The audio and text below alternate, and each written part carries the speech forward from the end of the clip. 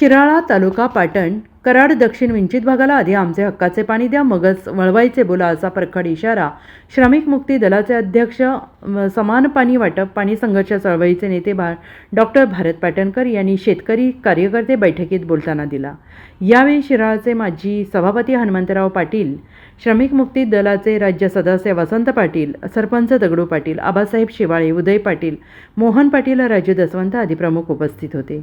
Doctor Patankar म्हणाले, शेतीला पाणी नसल्यामुळे या भागातील लोक हमालीसाठी मुंबईला जातात। त्यांच्या हक्काचं पाणी आधी शेताच्या बांधापर्यंत जाऊ द्या, मगच इतरत्र पाण्याचे नियोजन करा। इथले वंचितांबद्दल बोलत नाही तर इतरांना 3.5 TMC देताना कोणाला विचारून दिले आणि आता 2 TMC सांगलीला मागता ते देणार नाही।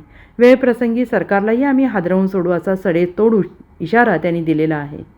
0 ते 26 किलोमीटरमधील शेताच्या बांधापर्यंत सूक्ष्म सिंचनाला 2016ला मंजुरी असताना कृष्णा खोरेने ते त्वरित पूर्ण करावे।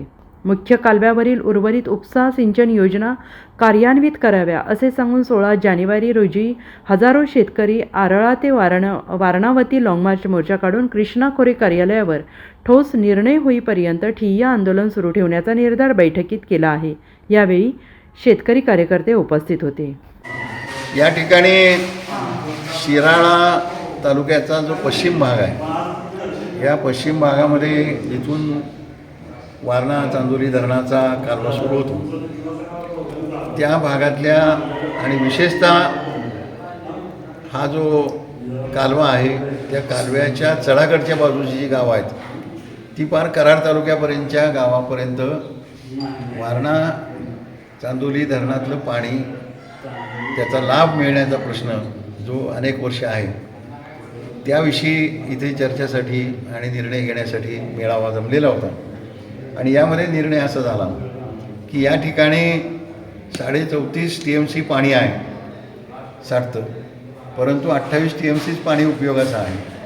त्या 28 TMC पैकी आम्हाला न विचारता, इथल्या जनतेला न विचारता 3.5 TMC पाणी हे टेंबू ताकारी म्हैसाळ यासाठी परवाच दिलं गेलं, म्हणजे दिलं आधीच गेलं होतं, परंतु आता त्यासाठी पैसे खर्च करण्याचा मंजुरी झाली।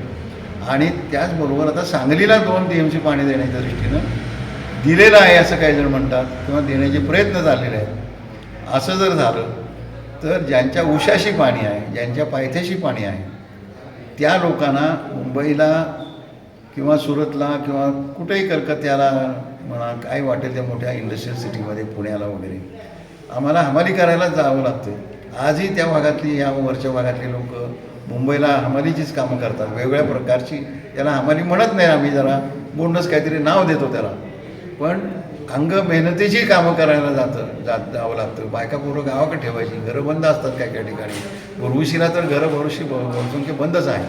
अशी अनेक गावं वरच्या पट्ट्यामध्ये आहेत आणि त्यामुळं त्या गावांचं काय, इथे 21 लिफ्ट इरिगेशन योजना वर पाणी देण्यासाठी आखलेल्या होत्या, त्यातल्या 20 स्थगित ठेवलेल्या आहेत आणि एक फक्त केलेली आहे, ती सर्व चालत नाही अशी परिस्थिती आहे। आणि त्यामुळं हे पाणी जर दिलं गेलं तर या वरच्या गावांना जन्मात कधी पिढ्यानपिढ्या पाणी मिळणार नाही।